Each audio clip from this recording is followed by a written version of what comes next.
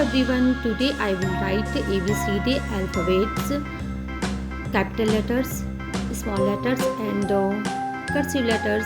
A is for apple, B is for ball, C is for cat, D is for dog.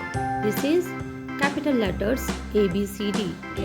And next I write small letters.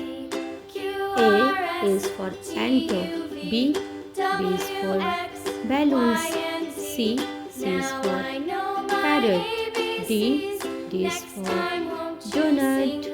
Next, I will write cursive letters. A is for aeroplane, B is for butterfly, C is for cake, D is for duck.